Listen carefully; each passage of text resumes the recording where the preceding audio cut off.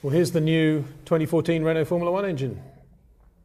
Yeah, what you can see rotating around here is obviously they've made the exhaust and the inlets and the turbocharger all invisible, so we can actually see the core of the engine, which for this year is a 1.6 litre V6 engine, not that dissimilar to probably a lot of us have in our road cars in terms of size and shape of engine. Lots of differences. Obviously this engine will run up to 15,000 RPM. It's running direct injection to help improve the fuel economy of the engine.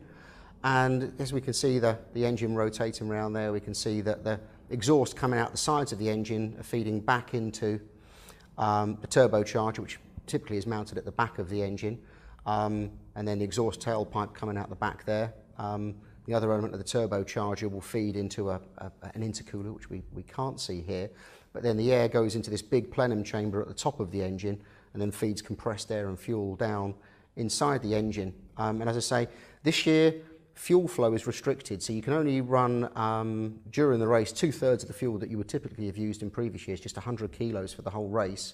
And the actual maximum fuel flow rate at any one point is limited as well. So these engines are going to be running 30% less, more efficient than the current engines.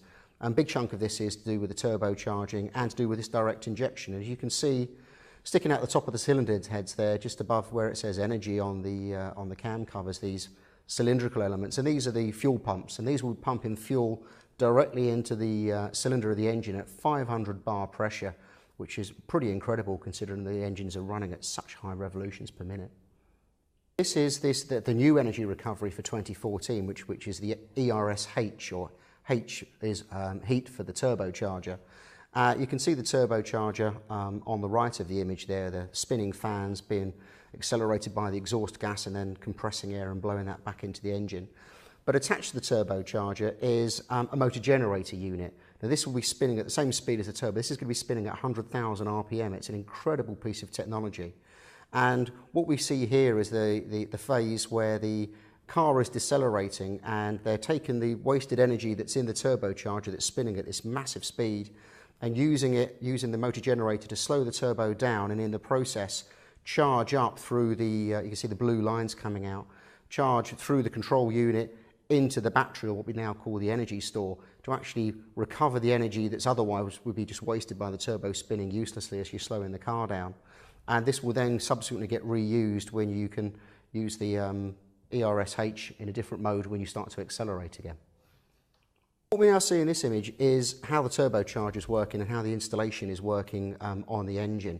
So if we start at the top of the picture, you can see the airbox, which has taken fresh air in from above the driver's head on the roll hoop, going down into the turbocharger. And the turbocharger is effectively just two compressors, two fans working on a common shaft. And what happens is the exhaust will come out of the sides of the engine, and you can see the exhaust gas red there, then going up to the turbine stage of the turbocharger. That spins this fan, and then the exhaust just comes out the tailpipe with lots of its energy taken up from the turbocharger.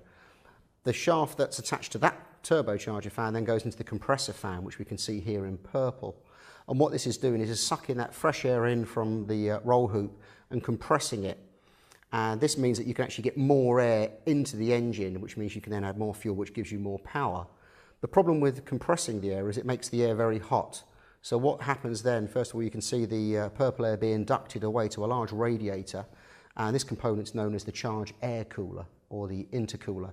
And this is just using the cooling air that's passing through the side pods to cool this air that's been heated up by the turbocharger before sending it up into the engine to be mixed with the fuel and to go in to create the power. And this cycle continues and allows a 1.6 litre engine, which on a road car would maybe produce 100 to 150 horsepower, to be an F1 engine, which would probably be producing around 600 horsepower on its own.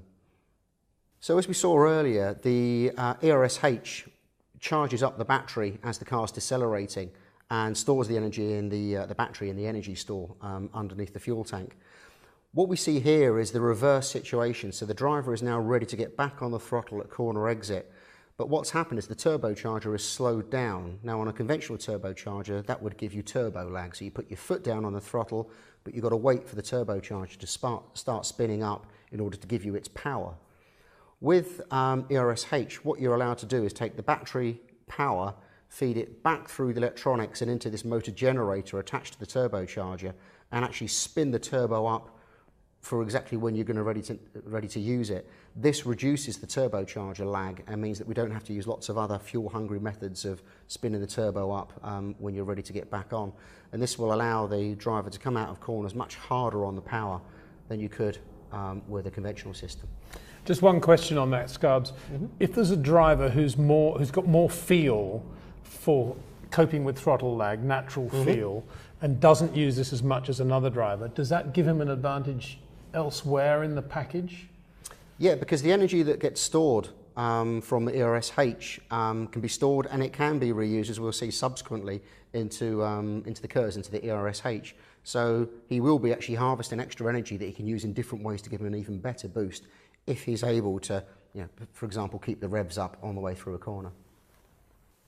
So now we move on to KERS, more or less as we knew it last year. That's what that MG UK is all about. Exactly. This is very much what's been working in Formula One as KERS or as hybrid since 2009.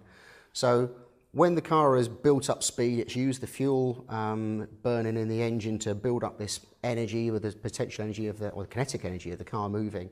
As the car then decelerates for the corner, rather than using the rear brakes to slow the car down, they're actually using the entire powertrain to slow the car down. And this spins up the motor generator, which you can see mounted slightly green to the side of the engine there.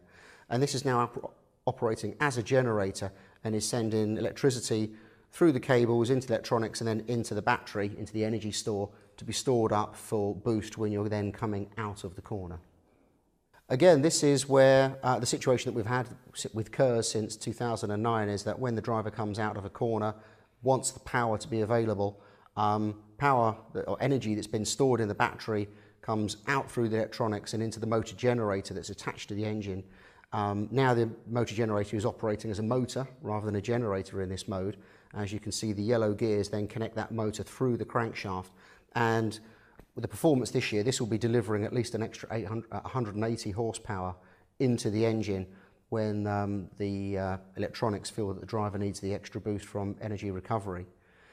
For this year, it's not a KERS button on the steering wheel that actually discharges the power in this means. It's going to be through the accelerator, and the electronics and the engine maps that the driver decides to run on the steering wheel will decide when this charge goes out from the battery and through the engine.